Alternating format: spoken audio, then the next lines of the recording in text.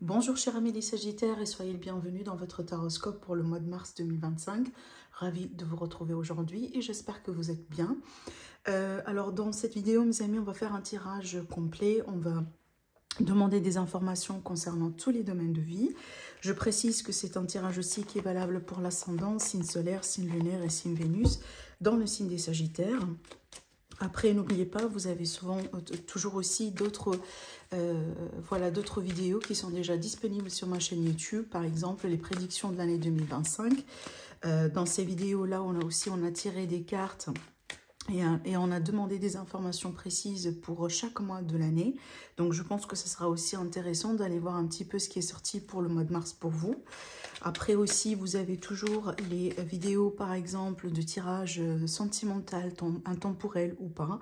On se retrouve aussi par quinzaine, justement, durant le mois, pour faire un peu la mise au point sur les énergies, pour travailler aussi un petit peu davantage les énergies du sentimental.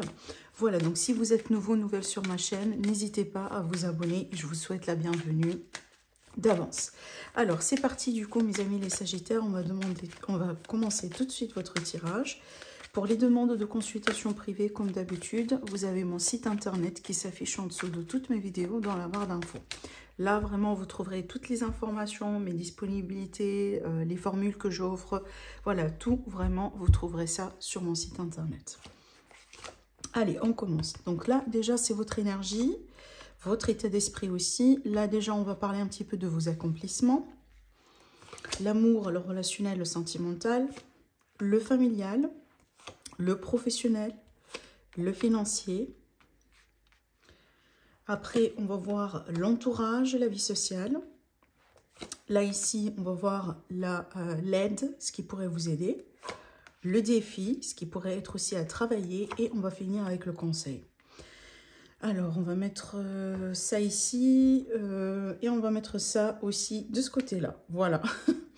Alors, donc, le dos de deck, qu'est-ce qu'on a? On a l'énergie de la Lune. Alors, la Lune, ça rejoint un petit peu aussi cette carte, on va parler de ça dans un instant, mais l'énergie de la Lune, en général, c'est une énergie qui nous dit que les choses ne sont pas trop claires, d'accord? Donc, on sent peut-être certaines choses, on sent qu'il y a quelque chose qui mijote, si vous voulez, mais on n'a pas forcément la certitude. C'est une énergie aussi qui nous demande de travailler avec l'intuition, parce que, étant donné que tout, voilà, n'est pas aussi clair que ça, ben, la seule boussole peut-être, le seul guide, c'est l'intuition. Après, c'est une énergie aussi qui est un petit peu d'intériorisation, d'accord? Donc avec cette carte-là, si vous voulez, on n'a pas forcément du mouvement, peut-être on le désire, oui, mais réellement ou dans le concret, avec cette carte qui représente, plus, si vous voulez, un petit peu l'énergie du passé en arrivant, voilà, dans le mois de mars, on dirait que il n'y avait pas peut-être beaucoup de choses qui ont bougé, qui ont changé. Voilà, on est peut-être dans un cycle, si vous voulez, là où il n'y a pas grand-chose qui change et voilà, qui se transforme. Bon, on va voir si, durant le mois de mars, tout ça, ça va changer. Mais c'est clair qu'avec cette carte-là, on est plutôt un peu dans une phase d'intériorisation, d'observation peut-être, mais pas forcément d'action. Et c'est marrant parce que quand on regarde un petit peu vos énergies à vous, votre état d'esprit, mes Sagittaires, on voit bien que vous avez envie de l'action. On voit bien que vous avez envie de changer un petit peu les choses, de secouer peut-être un peu les choses. Alors, peut-être vous n'avez pas envie d'une grande transformation, mais on voit bien déjà que vous désirez quand même un petit quelque chose, d'accord? Déjà, peut-être ça peut être le cas aussi également, mes amis les Sagittaires, que vous, déjà au niveau de votre corps physique, au niveau de votre propre énergie personnelle, vous avez envie du changement. Avec cette carte, je prends l'exemple de quelqu'un qui pratique du sport, quelqu'un qui a envie de bouger davantage, quelqu'un qui a envie peut-être de faire attention un peu plus à son alimentation. On pourrait changer quelque chose aussi vis-à-vis de son diète, d'accord? Donc, il y a l'idée ici de bouger, d'initier, si vous voulez, un mouvement, de rentrer en action, parce qu'on a envie apparemment de secouer certaines énergies. Et surtout, on a envie un petit peu d'amorcer plus ou moins un mouvement, d'accord?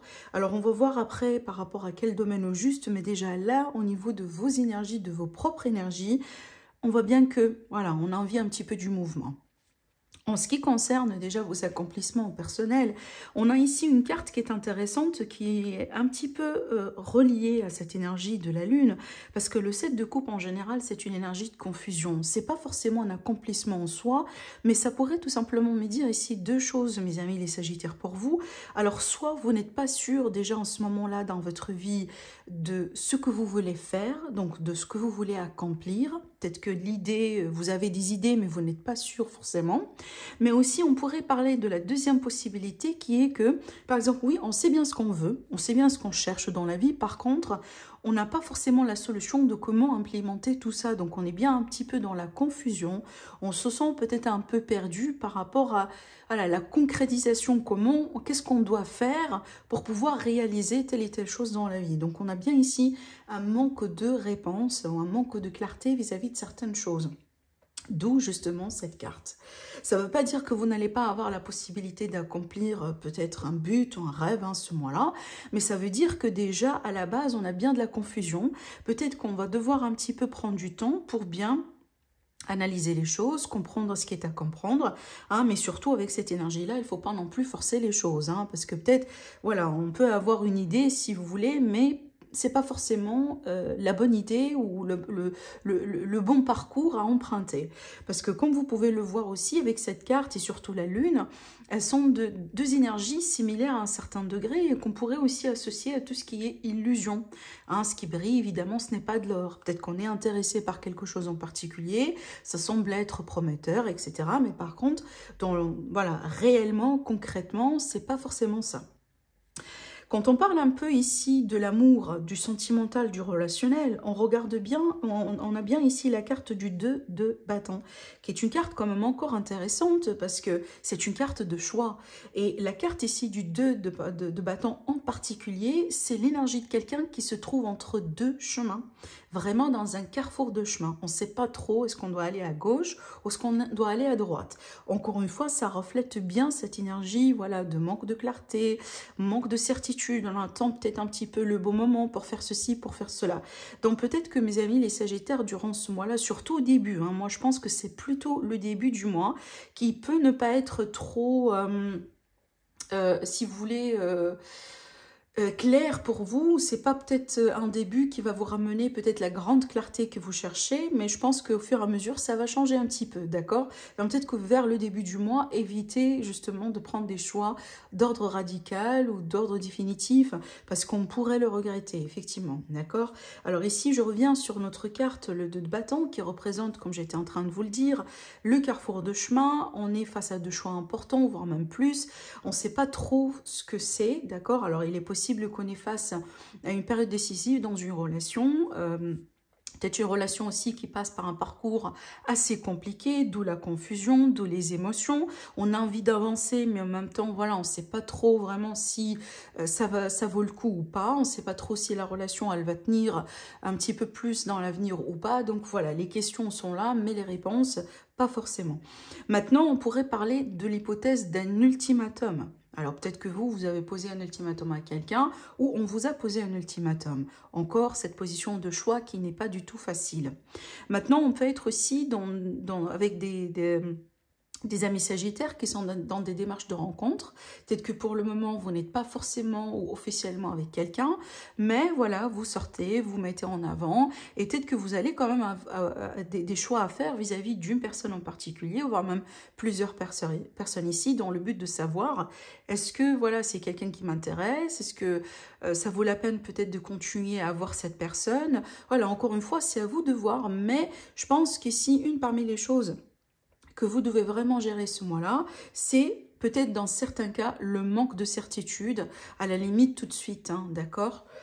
En ce qui concerne l'aspect familial, regardez bien ici, on a une carte encore intéressante avec le 3 d'épée surtout.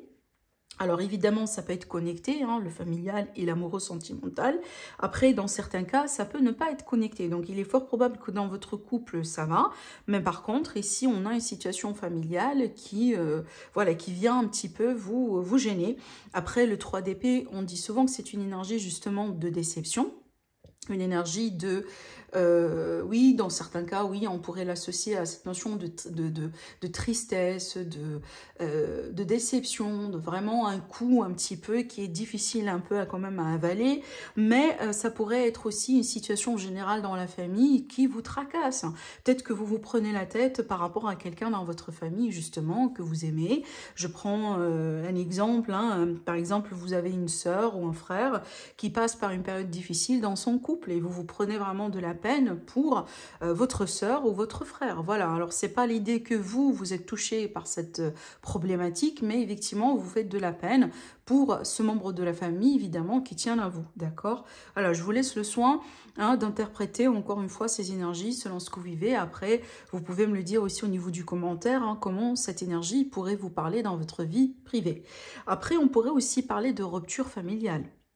Peut-être il y a des disputes, que ce soit par rapport à de l'argent, par rapport à un patrimoine, par rapport à des problèmes de famille, voilà, un héritage, une succession, peu importe le problème.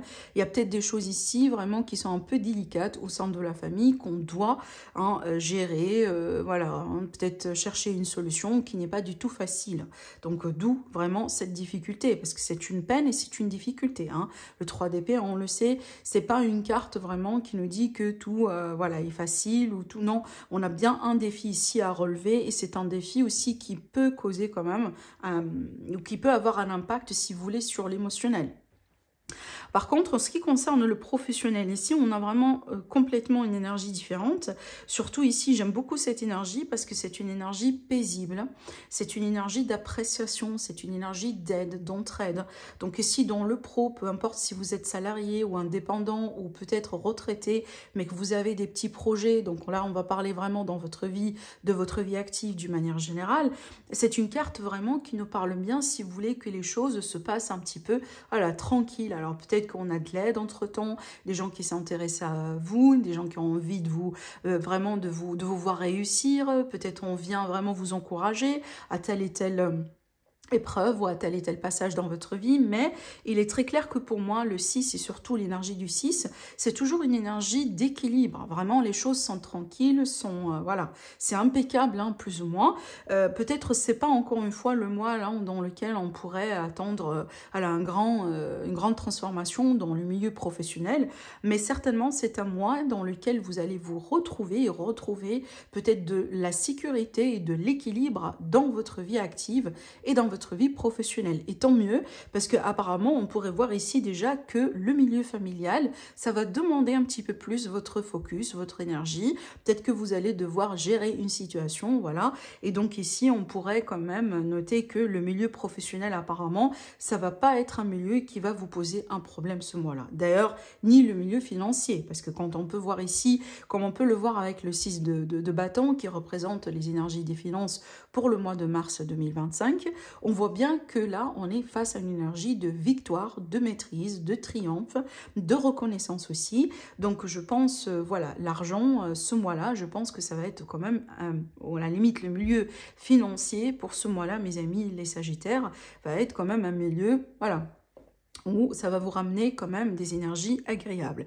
Donc, si vous avez par exemple des problèmes ou une situation vraiment qui n'a pas été très facile à gérer, par exemple que ce soit vers le mois de janvier, le mois de février, apparemment là les énergies vont vraiment changer sur le mois de mars et peut-être que vous allez commencer à trouver des solutions, à avoir des possibilités. Peut-être dans certains cas, on pourrait parler aussi d'un projet qui cartonne, quelque chose vraiment qui avance plutôt bien, hein, parce qu'avec le 6, c'est vraiment la victoire, c'est vraiment la reconnaissance. Donc, c'est pas forcément, c'est pas uniquement le fait d'être tranquille, mais vraiment un plus, parce que là, du coup, on est vraiment sur des énergies extraordinaires et des énergies positives. Encore, vu qu'on a ici la carte du triomphe et de la victoire, là, je vais m'adresser à nos amis les Sagittaires qui ont pu avoir des problèmes avec la loi, la justice, des démarches administratives compliquées, etc. Ben là, du coup, vous avez déjà la réponse à tout ça parce que clairement, là, le mois de mars pourrait vous apporter quand même une réussite par rapport à ces problèmes. Donc encore, le financier, pour moi, ça va être aussi un parmi les domaines vraiment qui pourrait vous apporter voilà, une notion de sécurité et d'assurance. Là maintenant, on va parler du coup de votre entourage, de votre milieu social. Alors, on a une carte intéressante, on a la Reine d'épée. C'est une carte qui, je trouve, quand même assez intéressante parce qu'elle pourrait représenter pas mal de choses à la fois.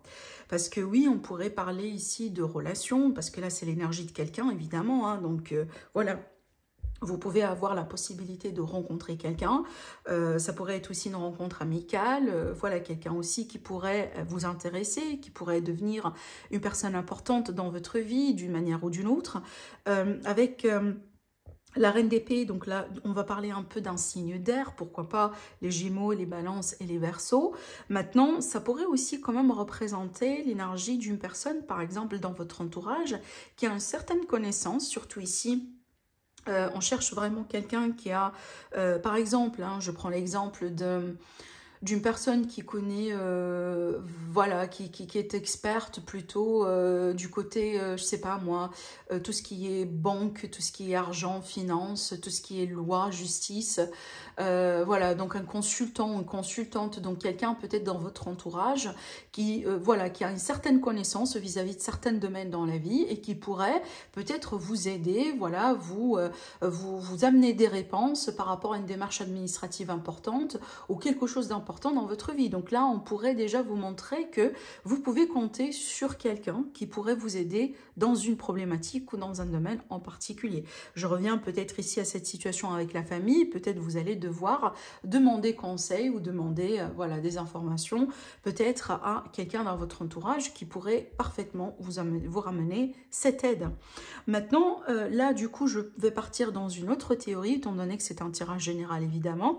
Cette carte-là, je l'associe, moi, particulièrement souvent à l'énergie d'un ex ou d'une ex. Donc, ça dépend de vos situations. Donc ici, étant donné que c'est votre milieu, votre entourage, peut-être on pourrait parler d'un retour de quelqu'un, donc un retour d'un ex ou un retour d'une personne avec qui vous avez eu une histoire. Alors, ça peut être de votre côté. Maintenant, par exemple, si vous êtes déjà avec quelqu'un, donc cet ex-là pourrait concerner ce quelqu'un-là, cette personne. Donc, si ce n'est pas vous directement, donc ça pourrait concerner évidemment votre autre. Donc, on pourrait avoir ici quelqu'un du passé qui refait surface hein, et qui pourrait peut-être, voilà, hein, vous devez gérer la situation, que soit vous allez devoir considérer une réconciliation ou pas, ça c'est voilà, ça c'est à vous de le décider, mais on pourrait quand même ici parler de quelqu'un du passé qui pourrait revenir au bout d'un moment, d'accord ? En ce qui concerne maintenant l'aide, alors on a une carte, j'ai encore les énergies de bâton, évidemment vous êtes un signe de feu, donc les bâtons représentent votre élément. Et donc ici on a bien une carte qui nous montre bien la projection dans l'avenir et le fait aussi d'attendre si vous voulez le bon moment. Alors ce qui pourrait vous aider, alors certainement le lâcher prise, mais aussi l'organisation. Donc soyez surtout plus particulièrement ce mois-là organisé. À la limite les choses que vous pouvez contrôler, n'hésitez pas à les mettre en place, que ce soit je sais pas moi vos documents, vos dossiers, votre maison, vos vêtements, peut-être le mois dans lequel vous serez invité à faire le tri sur vos affaires pour vous préparer peut-être pour un nouveau cycle dans votre vie. Maintenant si vous avez envie par exemple dans quelques mois de changer de travail, de changer de